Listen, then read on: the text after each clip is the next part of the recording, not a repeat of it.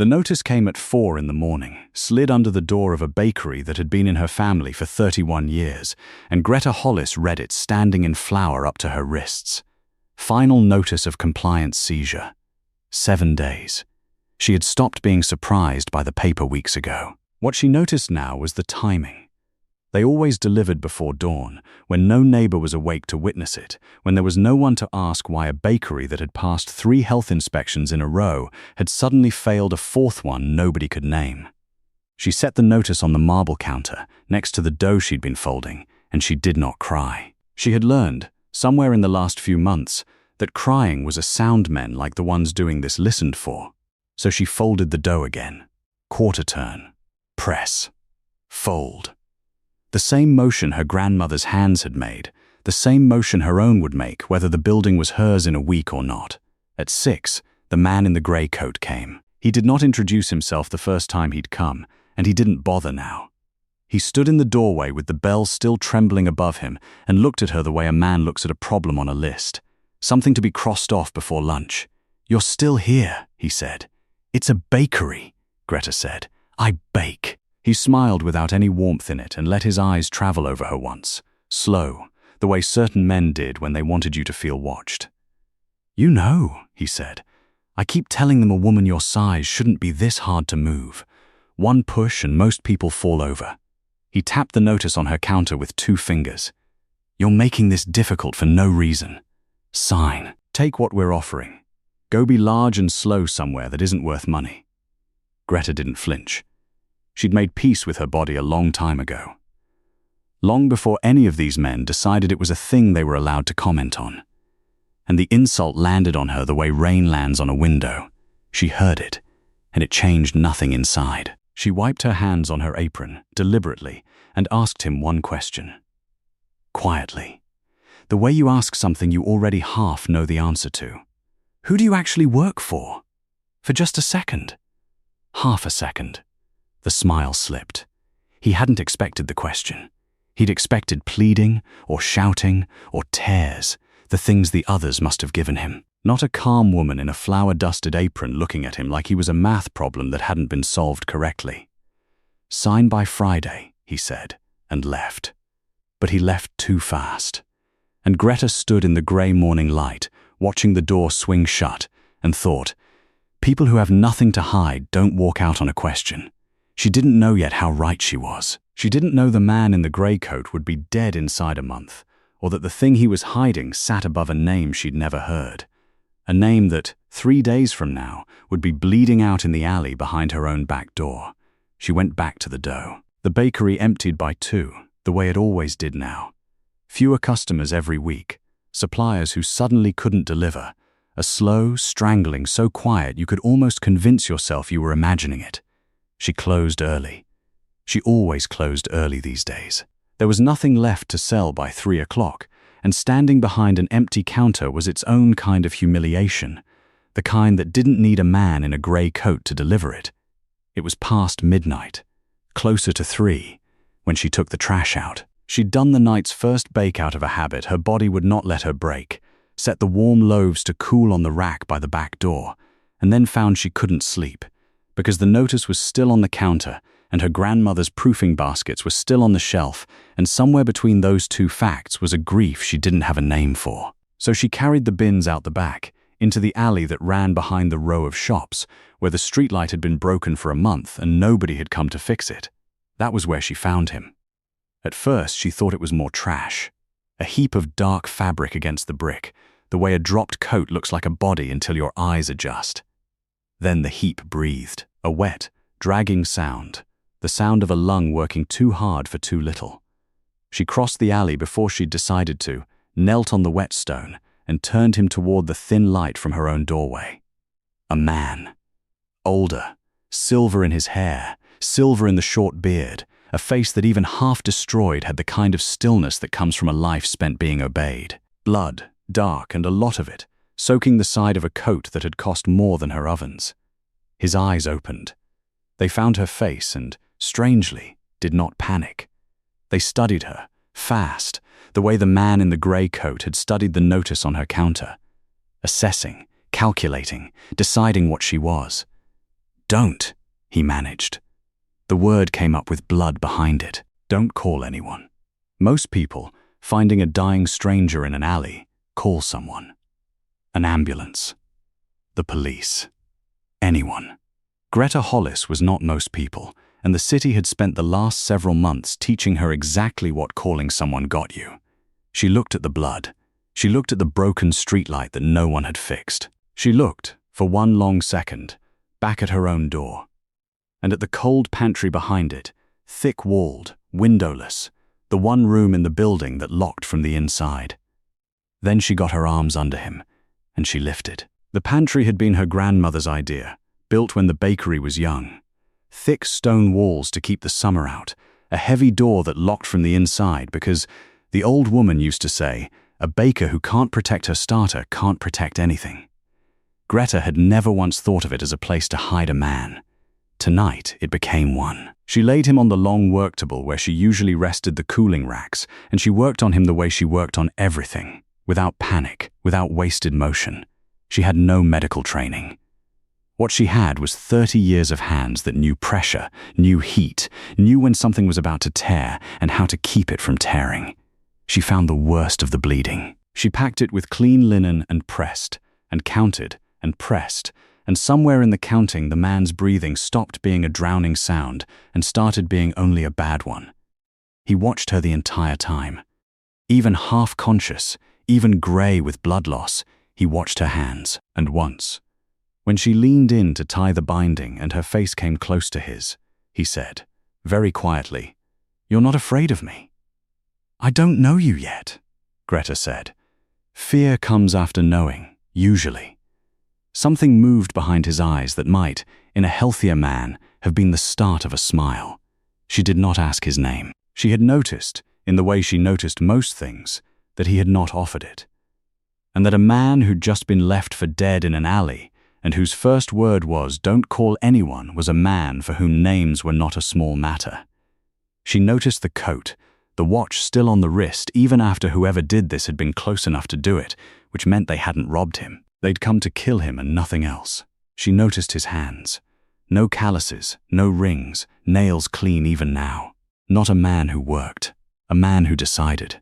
By the time the grey light came up again over the alley, she knew 3 things about the stranger in her pantry without him having told her one of them. He was wealthy. He was important enough that someone had wanted him gone and careful enough that they'd had to ambush him to do it. And he was afraid of exactly one thing. Not dying. He'd been calm about dying. But of the wrong person learning he was alive. She didn't open the bakery. For the first time in 31 years, she hung the closed sign on a weekday and locked the front. And the strange thing was how little anyone noticed. That was the part that had taken Greta the longest to understand these past months. Not the cruelty of what was being done to her, but its quietness. No one came to ask why the lights were off. The street had already started treating her shop like a thing that was halfway gone. It had begun in the spring. A letter, the first one, citing a code violation that her own inspector, a man who'd eaten her bread for a decade, couldn't find when he came to look. Then her flour supplier called, embarrassed, to say he couldn't deliver anymore, no reason he could give her. Then the bank, where her grandmother had banked, where Greta herself had banked her whole life, suddenly found her loan under review. Each thing alone was survivable. Each thing alone could be explained away. It was only when you stood back and looked at all of them together that you saw the shape of it. Someone with reach, someone patient, was strangling her shop on purpose, slowly, the way you'd drown something you didn't want to leave marks on. She had tolerated it longer than she should have, and she knew why, and she was honest with herself about the why. Because the bakery was the last room in the world that still had her grandmother in it. Because leaving felt like burying the woman a second time. Because fighting required first admitting she was being attacked, and admitting that meant admitting she couldn't simply work harder and bake better and have it be enough. And Greta had spent her whole life believing that being good at the thing was a kind of armor. The last few months had been the slow education that it was not. You could be the best baker on the street and still be erased by someone you'd never met, for reasons that had nothing to do with bread. So she had stayed calm and kept folding the dough. And she had started, quietly, to watch to write down which mornings the grey coat man came, to notice the unmarked car that idled at the end of the block on the days her suppliers cancelled. She didn't have a plan yet. She had the habit, bred into her by a lifetime of early mornings, of seeing the city while it thought no one was looking, and a growing, wordless certainty that the people doing this to her were not as careful as they believed. On the second night, the stranger was strong enough to sit up and to lie. "I'll be gone by morning," he said. "You won't see me again. It's better for you." "You can't stand," Greta said, setting a bowl of broth beside him. "You'll be gone by morning the way a dropped plate is gone by morning." He looked at the broth, then at her, recalculating. She could see him doing it, see the machinery of a man used to controlling rooms running up against a woman who controlled this one. "Why?" he said slowly. "Haven't you asked who did this to me? Anyone else would have asked." "Because you don't want to call anyone." Greta sat down across from him, unhurried. A man who's just been left to die doesn't refuse help unless help is the thing he's most afraid of. Which means it wasn't a stranger who put you in my alley. It was someone you'd normally call. She watched the words land. It was someone you trust. The stranger went very still, and in that stillness, in the flicker of something that was not quite grief and not quite fear, she saw she'd struck the exact center of it. "There are two of them," he said finally, so low she had to lean in. "The one who did the cutting, and the one who sent him, the one I'd have trusted with my life. The man holding everything together while they all believe I'm already cold." His jaw tightened. By now they think it worked. By now my own house is being handed to him, and everyone in it is bowing to the man who arranged my funeral. Across the city, in a room with better light than this one, that man was already accepting condolences. She found it in her own handwriting. The notebook was nothing. A flour-stained ledger she kept by the register, the kind every shop has, where she'd started jotting things down in the spring, not because she had a plan, but because writing a thing down was the only way to prove to herself she wasn't imagining it. The morning the grey coat man first came. The afternoons the unmarked car idled at the corner. The night her flour delivery was cancelled with no reason given. Small entries. The diary of a slow strangling. She was reading it by candlelight in the pantry, the stranger asleep an arm's length away, when her own pen stopped her cold. 3 nights ago, the night she'd found him bleeding. She'd written something that morning, before the alley, before any of it. A single line, the kind of thing she noted out of habit and never thought about again. 2:40 a.m. couldn't sleep. Dark sedan, no plates, idling mouth of the alley. 2 men. Gone by 3. She had seen them. Not the men in the abstract. Those men, that car, that night. She'd stood at her dark upstairs window, unable to sleep, and watched a plateless sedan sit at the mouth of her alley at 20 to 3 in the morning. And she had thought nothing of it, because for months now, strange cars had idled near her shop, and she'd taught herself to file them away as part of the slow erosion of her life. She had watched the men who left this stranger to die, and she had mistaken them for the men who were killing her bakery. Because they were the same men. The realization arrived the way the truest things did. Quietly, with no thunder in it at all, a key turning in the one lock it had been cut for. The car that came on the mornings her suppliers cancelled. The car at the mouth of her alley, the night a powerful man was carved open and left for the trash. One network. One hand reaching into 2 pockets at once, closing its fist around her grandmother's bakery and, in the same motion, around the throat of whoever this man asleep beside her really was. She sat very still and let it settle, the way she let a dough settle before she decided what it would become. When she looked up, the stranger was awake, watching her in the candlelight with those calculating eyes. "You found something," he said. "I can see it on you." "The men who did this to you," Greta said. "Plateless sedan. 2 of them. They were at my alley at 2:40 the night you bled in it." She turned the notebook so the candle lit her own handwriting. "And this same car has been parked outside my shop on every single morning a supplier suddenly couldn't deliver to me. For months." She watched his face. "Whoever is trying to erase you is the same person trying to erase me. They've just been doing it to me more slowly." The stranger did not say that's impossible. He did not say you must be mistaken. He read her handwriting in the candlelight, and Greta saw the machinery behind his eyes turn over and lock into place. Saw a man who had spent his whole life being lied to recognize, maybe for the first time in a long time, the specific shape of the truth. For months, he repeated softly. Since the spring, he's been liquidating, the stranger said, and it was not to her. It was to himself, a man assembling a betrayal he hadn't been alive long enough to assemble before. Quietly selling off the old holdings to raise cash, the small properties no one watches, the ones I never look at. Funding something. Funding this. His jaw worked. Your street. Your bakery. It was never about you at all. You were a line item. You were paperwork on the way to my funeral. I know what I was, Greta said, and there was no self-pity in it, only fact. I'm telling you what I am now. He looked at her then. Really looked. The way he had not yet allowed himself to.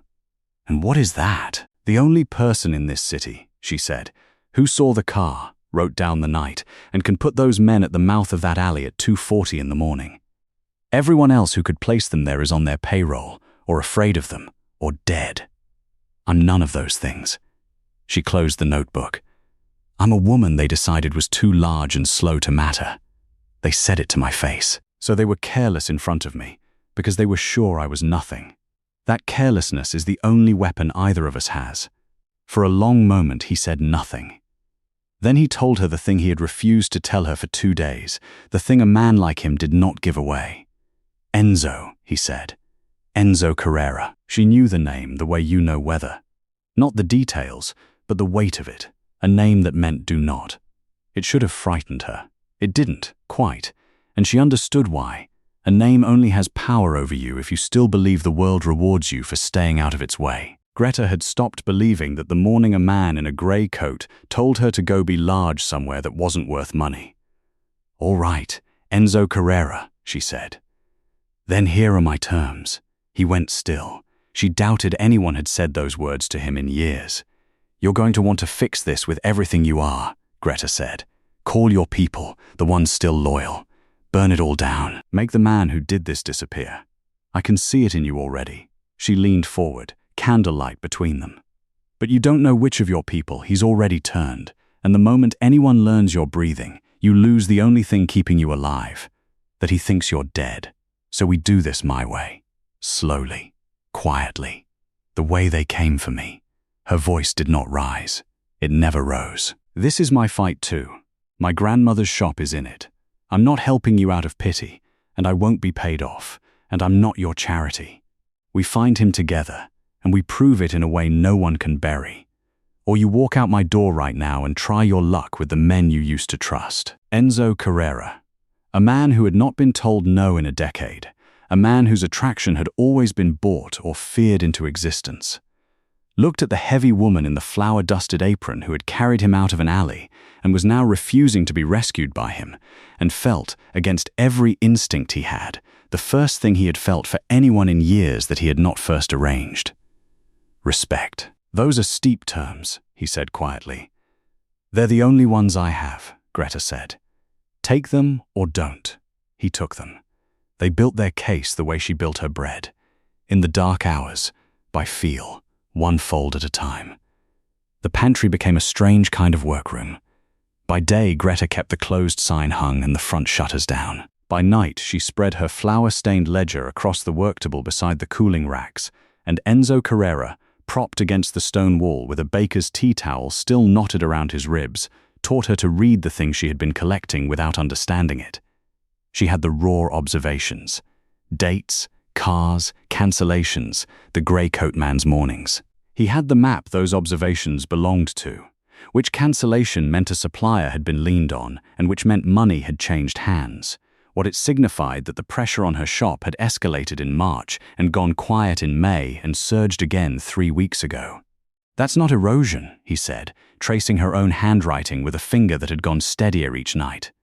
That's a schedule. Someone needed this property clear by a date. They sped up when the date got close. He looked up. When does the notice say you have to be out? Friday. Then Friday is the date he needs the money. He never said the name. Greta had learned to leave the silence where the name should go and not push into it, the way you leave a proofing dough alone and trust it to rise on its own. But she had begun to understand the shape of the man inside that silence. A man Enzo spoke of, when he spoke of him at all, with the particular care of someone handling a thing he isn't ready to admit is broken. Gideon March, he said at last, on the fourth night, unprompted, as if the name had finally grown too heavy to keep holding. He's run my house for 19 years. He's the man I left in charge when I traveled. He's the man who'd have stood at my funeral and meant it. A muscle moved in his jaw. It can't be him doing this. It's someone using his channels, someone beneath him. Gideon would not. He stopped. He was a man who did not lie, and he had heard himself about to. Greta did not argue. She had learned that, too, that you cannot reason a person out of a loyalty. You can only lay the truth on the table and let them find it themselves when they're ready. So she only said, gently, "Tell me how his money moves. Not who you think he is, just how the money moves." And in tracing it for her, the holdings, the shells, the quiet sales of properties too small for a man like Enzo to ever notice, he found it himself. She watched it happen, watched him follow his own organization's money down through layers he'd never bothered to look at, the way a king never counts the coins in the smallest room of his house until the trail ran out at the bottom and stopped at a name on a deed. Her bakery. "It's one of mine," he said. The words came out hollow. "This building. The street." They're holdings I forgot I owned. Old things, bought decades ago, the kind of property you acquire and never think about again. He's been selling them off underneath me to raise cash without touching anything I'd notice. His eyes came up to her face, and for the first time since the alley there was something in them that looked like shame. "My people did this to you. My money. I have been bleeding your grandmother's shop dry for months to fund a coup against myself, and I didn't know your name until you carried me out of the trash." "You know it now," Greta said. "I do." He set the ledger down, and then, because he was who he was, because for 50 years the answer to every problem had been the same lever, and a powerful man reaches for the lever he owns. He said, "Let me end it. Tonight. One call. I still have people who'd answer to me over him, and I can have your violations erased, your suppliers back, the deed put right, before the sun comes up. You'd never have to fight any of it. You'd just have your shop back." He meant it as a gift. She could see that he meant it as the kindest thing he knew how to give. "No," Greta said. He blinked. "I'm offering to fix it. I know. And the second you reach for that phone, you stop being a dead man." She pulled a stool to the table and sat, so they were level. "Right now, the only thing keeping you alive is that Gideon March is certain you're cold in the ground. The moment one loyal man hears Enzo Carrera is breathing, that man tells another, and somewhere in that chain is someone Gideon already owns, and then they don't leave you in an alley to chance it next time. They make sure. You'd be trading my bakery for your life, and I won't take that trade, because it's a stupid one." Her voice stayed even, a baker discussing oven temperature. "We don't have the luxury of power yet. We have the luxury of being underestimated. You're a corpse, and I'm a fat woman too slow to matter.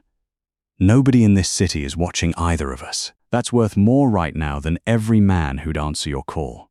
So we keep it.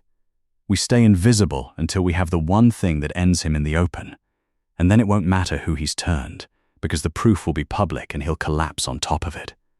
For a long moment, Enzo Carrera looked at her. He had spent his life among people who wanted his power, to borrow it, to fear it, to be saved by it. He had never, not once, met someone who told him to put it down because it would get them both killed. Who was protecting him by refusing his help?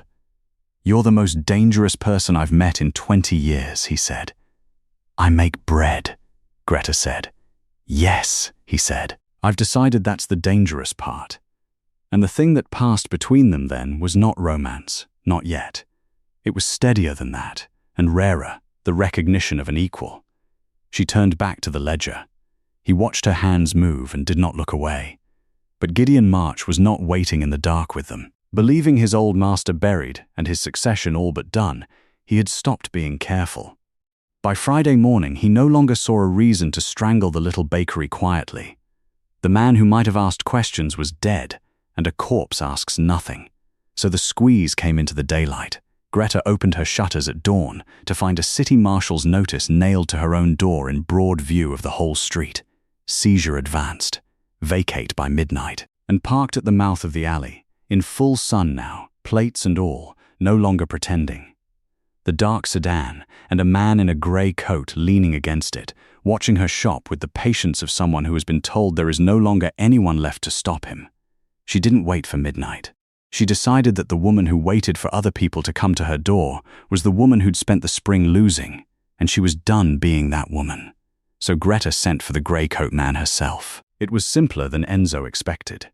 She walked out her own front door in the afternoon light, crossed to the sedan at the mouth of the alley, and told the man leaning against it that she was ready to sign, but only to whoever was actually in charge, because she wasn't handing her grandmother's deed to an errand boy. She said it flatly, an insult wrapped in compliance, and she watched it work exactly the way she'd known it would.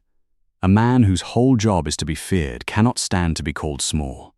He'd be back after dark, alone, to prove he was the one who mattered. "You just invited the man who tried to kill me into your shop," Enzo said from the pantry doorway when she came back in. "I invited the man who carries the knife," Greta said.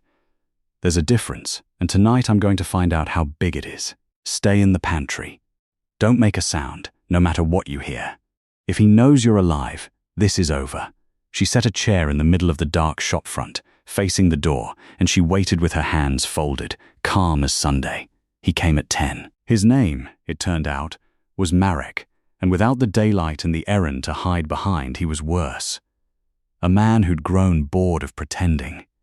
He didn't bother with the deed. He sat across from her in her own shop and looked at her the way a cat looks at something already caught. "You don't really want to sign," he said. "You want to know things. They all want to know things. At the end." He spread his hands, generous, untouchable. "Fine. Ask. There's no one left to tell." So she asked, quietly, "Was it you in the alley 3 nights ago?" And because he believed Enzo Carrera was 3 days dead and rotting, because he believed the only witness was a fat baker who'd be homeless by morning, Marek smiled and gave it to her like a gift. "That was good work," he said. Old man never saw it coming. Walked right into it, right where he was supposed to be. He leaned back. "People think it's hard, doing a man like that. It isn't. You just have to be patient. I sat in that alley half the night waiting for him. Since midnight, in the cold, for one old man." He shrugged. "Worth it." Greta did not move. On the surface, she was a woman absorbing a confession, going pale, going still. Exactly what he wanted to see. Underneath, something had gone bright and cold and certain because he had just told her a lie without knowing it was one, and the lie was the whole case. Since midnight. She had watched that alley from her dark window that night, unable to sleep. She had written it down in her own hand, hours before she knew any of it would matter. 2:40 a.m. dark sedan, no plates. 2 men. Gone by 3. The sedan had not been there at midnight. It had not been there at 1 or at 2. It had arrived at 20 to 3 and was gone 20 minutes later. Marek had not waited half the night for anyone. He had arrived at a precise moment, done a precise thing, and left. As if he'd been told, to the mind, exactly when a careful man who trusted almost no one would be alone in that particular alley. "You weren't there since midnight," she said. It wasn't an accusation. It was almost gentle. Something flickered across his face. "What? You came at 2:40. You were gone by 3. 20 minutes. She unfolded her hands. "I know, because I was awake, and I watched this street, and I wrote it down before I had any reason to. You didn't hunt him, Marek. You didn't sit in the cold being patient. You showed up at the exact minute he'd be there, and you left before anyone stirred." She tilted her head, and she asked him the only question that mattered, the one she'd been walking him toward since he sat down. "So who told you? Who knew where Enzo Carrera would be, alone, at 2:40 in the morning? Close enough to hand him to you to the minute?" The smile came off Marek's face. Because he didn't know the answer, and that was the point. He'd never known. A man like Marek is given a place and a time and a name. He doesn't ask who drew the map, because asking gets men like him buried beside the work. He was the hand. He had never once seen the mind that aimed it, and watching it arrive on his own face. The slow, sick understanding that the only people who could have known Enzo's private movements that night were the 3 or 4 men at the very top of the house, and that if the old man's death ever came into question, it would be Marek holding the knife while those clean hands stayed clean. Greta saw him understand exactly what he was. Not the architect of anything. The lock they'd hang it on. The receipt. "You should be more frightened of the man who sent you," Greta said softly, "than of anyone you were sent after. He picked you because you're the one they can afford to lose." Marek stood up so fast the chair scraped. He didn't threaten her. He didn't finish the seizure. He walked out of her shop into the dark, fast, too fast, a man who has just felt the floor move under a thing he thought was solid. And Greta let him go, because a frightened tool is more useful loose than caged. From the pantry, through the thin door, Enzo Carrera had heard every word. When she opened it, he was on his feet, gripping the frame, his face the color of ash, because he had just listened to a stranger prove, in 20 quiet minutes, the one thing he had refused for 19 years to let himself believe. Only one man in the world knew where he would be that night. He had told that man himself. He said the name himself. She didn't have to take it from him. Gideon. Enzo lowered himself onto the baker's stool because his legs would no longer hold the weight of it. "I called him from the car that night, before the alley. I told him where I was going, that I'd be alone, that I wanted no men with me." His voice had gone flat, the flatness of a man reading his own sentence aloud. "I told him the time. I have told that man every private movement of my life for 19 years, because there was no one on this earth I trusted more. There was no map, Greta. There was only me, handing it to him." Greta said nothing. There was nothing to say that the truth wasn't already saying better. "I kept telling myself it was someone beneath him. A short, broken sound that wasn't a laugh. Someone using his channels. I built the whole case in my head so the bottom of it would never be him. And you walked a knife man through 20 minutes of arithmetic and took the floor out from under it." He looked up at her. "Why him? He had everything of mine already. He ran all of it. Why would he need me dead?" "You're asking the wrong question," Greta said gently. "You're asking what he wanted to take. Men who only want to take don't risk this much. He could have stolen quietly for years and you'd never have looked." She sat across from him. "You said it yourself. He'd have stood at your funeral and meant it. I believe that. I think he isn't doing this because he hates you. I think he's doing it because he loves the thing you built more than he loves you. And somewhere along the way, he decided you'd become the danger to it. That you'd gone soft. That the only way to save what you made was to remove the man who made it." She let it sit. "He's not betraying you for money, Enzo. He's betraying you to rescue you from yourself. That's the kind of man you can't reason with. He thinks he's the hero of this." Enzo was quiet a long moment. "That's worse," he said finally. "Yes," Greta said. "It always is." And then the night, which had already given them one catastrophe, gave them the second. It came as a smell first. Greta knew smells the way other people knew faces, and this one was wrong, sharp and chemical, and threaded under the door from the front of her shop. She was on her feet before she'd named it. Smoke. Not the clean smoke of an oven. The other kind. She got the pantry door open and the front of the bakery was already breathing orange behind the shutters. Someone had splashed something along the base of the door and the window frames, the old dry wood her grandmother had set with her own hands 60 years ago, and it had caught like paper. Through the gap in the shutters, she saw him for half a second in the firelight at the mouth of the alley, not Marek. A taller figure, still, composed, watching the building burn with the calm of a man supervising a task. Then gone. Marek had run frightened into the dark and run straight to his master. And Gideon March, learning that a baker had taken his receipt apart in 20 minutes, learning that somewhere a thread had come loose, had done the efficient thing. You don't argue with a loose thread. You burn the whole garment. It was the exact shape of her oldest fear, arriving in the flesh. For months, a faceless network had been strangling her grandmother's shop slowly, quietly, with paper. Now it had simply decided to erase it in an hour, with fire, the way you'd cross out a line you no longer needed. Everything her grandmother had been, Every early morning of Greta's life, the last room in the world that still held the old woman. All of it going to ash because Greta Hollis had made herself inconvenient to a powerful man. She stood in the heat and the smoke, and she felt the thing he was counting on her to feel. Grief. Panic. The collapse. And then she went still. It was not calm. It was the opposite of calm. It was the stillness Enzo had seen in her in the alley, in the candlelight, the stillness that came over her when everyone else's hands started shaking. And he understood, watching her now in the firelight, that it was everything in her gathering to a single point.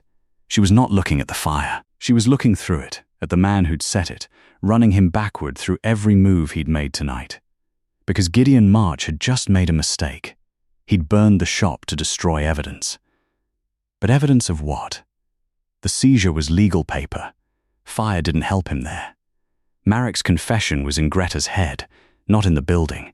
Fire couldn't reach it. There was only one thing in this bakery worth burning. Only one thing whose destruction was worth the risk of an arson at the scene of a man's almost murder. And the fact that Gideon had decided it was worth that risk told Greta something he hadn't meant to tell her. That somewhere in this building, without her even knowing it, there was a physical thing that could put him in that alley. A thing he needed gone badly enough to light a fire, to be sure. He wouldn't burn down a bakery to destroy a witness's memory. He'd burn it to destroy an object. Enzo. She turned from the fire, and her voice was perfectly level. He didn't come back to kill us. He came back to burn something. There's something here that can hang him. Something real. Something I can hold up in a room. And he knows what it is, and I don't, yet. She was already moving, already pulling Enzo into the pantry, the one room her grandmother had built of stone against exactly this kind of night. The fire was eating the dry wood at the front, but the thick walls back here only grew warm. So I save what I can, and I sort out what mattered later. She took her flour-stained ledger off the shelf and pushed it deep into her coat. Her eyes went round the little stone room. The proofing baskets, the cooling rack, and the torn half-loaf from the alley still sitting where she'd set it 3 nights ago and forgotten. She swept it up too, without ceremony, the way a baker can't leave her own bread to burn. Then she got the rear door open and pulled Enzo out into the cold alley, and behind them the front of the shop roared while the stone room held. She did not know she had just carried the whole case out in her coat and her hand. Gideon March had set fire to the one wall in the city built to outlast him, and the only thing that could end him had been sitting inside it the entire time, an arm's length from the man he thought he'd already killed. The thing Gideon March had burned a building to destroy had been sitting in her pantry for 3 days, an arm's length from the man he thought he'd killed. And now it was in her coat pocket. Greta had understood it on the floor of the alley behind her burning shop, with Enzo beside her and the heat at her back. Understood it the way a proof arrives, all at once. The first night, dragging Enzo's dead weight out of the dark, she'd seen a half loaf of her own bread lying near him on the wet stone, torn, one bite gone, and she'd assumed in the chaos that he'd carried it from somewhere. She'd picked it up out of pure habit, the way a baker cannot leave her own bread in the gutter, and it had gone into the pantry with his bloodied coat and stayed there, unremarkable, while everything else happened around it. It was not unremarkable. It was the whole case, and Gideon had set fire to the wrong room to kill it. Because that loaf had not come from a shop. It had come from her own cooling rack by the back door. The rack where she'd set the night's first bake to rest in the open air, warm, a little before 3 in the morning. Marek, sitting in the cold from 20 to 3 with nothing to do but wait for one old man, had reached over her low fence and taken a warm loaf off her rack, eaten half, and dropped it when the work began. He'd left his appetite at the scene. And bread, unlike men, cannot be coached on what to say. She did not go to the police, who answered to money, or to Enzo's army, which had already bowed to the man who'd buried him. She went to the only room that mattered, the heads of the house, the captains who had served Enzo for 30 years and now stood ready to recognize Gideon March as his successor. Before she went, Enzo had given her 3 names. The oldest men in the house, men whose loyalty had been set in place years before Gideon March ever walked through his door, the only 3 he would still stake his life on, and a single phrase only they would know he'd send. It was enough to get a stranger through the door. They did not believe her. They came because the alternative was believing nothing, and old men who have lost a leader will cross a room on the chance of a ghost. Gideon was already speaking when she entered, composed, grey-templed, grief worn like a good coat. He was telling them the story he'd built, that Enzo had been taken by a rival faction near midnight in a deal he'd gone to alone against all advice, that by the time any of them knew, it was hours done, that the house had been nowhere near it. A clean story. Rivals.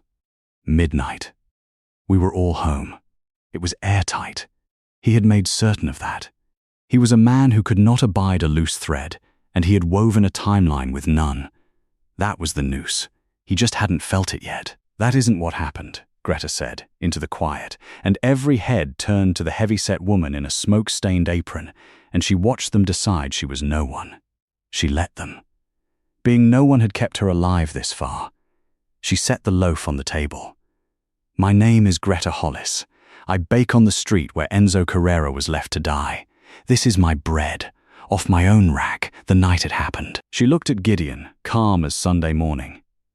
You said midnight. You said rivals. You said no one from this house was near that alley. She turned the loaf so they could see the torn edge, the single bite. Bread can't lie the way men do, because it doesn't know it's being asked a question. Tear a loaf while it's still warm from the oven and the crumb stretches and pulls and sets one way. You can see the stringing in the break. Tear it after it's gone cold and it snaps another way entirely. Clean, dry, a different face to the break. Any baker in this city will read it the same, and you can carry it to 10 of them tonight and ask. This loaf was torn open and bitten while it was still warm. Within the hour it left my oven. She set her flour-stained ledger on the table beside it, open to the page, the soot still on its edge from the fire it had just survived. And I log every batch by the minute, the way I've logged everything for 30 years. This bread came out of my oven at 2:10 that morning. It was warm for an hour, no longer. So whoever tore it and ate it in my alley did it between 2 and 3 in the morning. Not at midnight and not at dawn. She let the number land.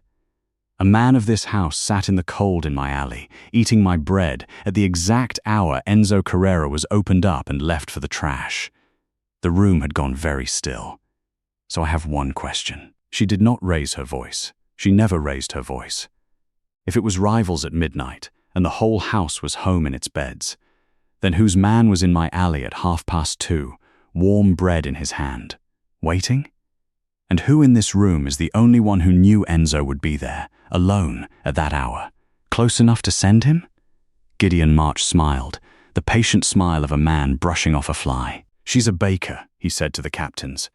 She lost her shop tonight. She's grieving, and she's confused, and she's nobody. You'll hang the future of this house on a woman's loaf of bread and a number she scribbled in a ledger? He told me his man waited there since midnight, Greta said. Marek did. To my face. He was proud of it. But he came at 2:40 and was gone by 3. I watched it from my window and wrote it down before I had a single reason to. The bread agrees with my window. The bread agrees with the kill. The only thing in this room that disagrees is the man who needs all of you looking at midnight. She tilted her head. An honest timeline doesn't break when you push one loaf of bread against it, Mr. March. Only a built one does. And you built yours too well. You left no room in it for the truth to fit, so the truth had to come in from outside, on my cooling rack, 3 nights ago, while you were writing your eulogy. She had not accused him. She had simply removed every place left for him to stand, and the captains. Old men who had felt, all night, that something in the clean story sat wrong. Turned, slowly, from the baker to the deputy, and Gideon March felt the floor he'd been so careful to lay begin to tilt under him. He reached for the last thing he had. Enzo is dead, he said, and there was the first crack in the calm, the first thread come loose. Whatever this woman thinks she. No, said a voice from the dark at the back of the room. I'm not. Enzo Carrera stepped into the light. He came in slowly, one hand still at his bound ribs, grey and thinner than they'd ever seen him, but upright and alive, and looking at Gideon March with the terrible patience of a man who has heard, from a pantry, every word of his own funeral. The room came apart around him. Captains were on their feet, and Gideon, who had built 19 years of trust and a perfect airtight succession and a clean story with no loose thread, stood looking at the one impossible thing his control could not survive. The dead man, breathing, in the doorway. He did not run. There was nowhere in the story he'd written for a living Enzo to go. His own machine had no room for it, and it closed on him the way it would have closed on anyone, without a single hand being laid on him. He simply stopped being the next head of the house and became, in front of every man who'd been about to kneel to him, exactly what he was. The hand that aimed the knife.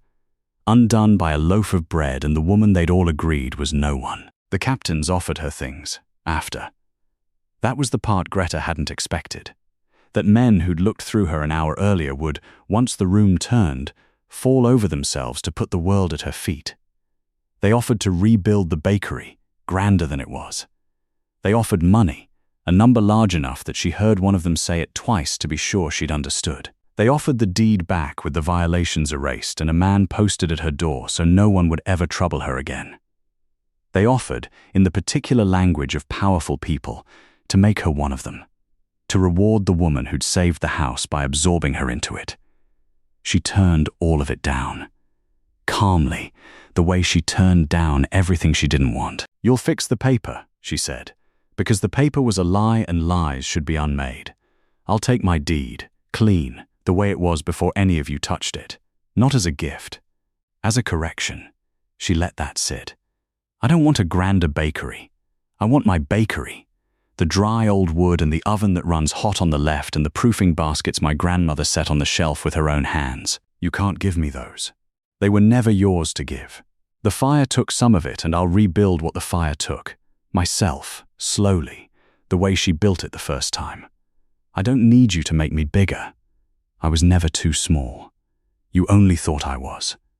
No one in the room had an answer for that. She hadn't expected one. She rebuilt it herself, in the end.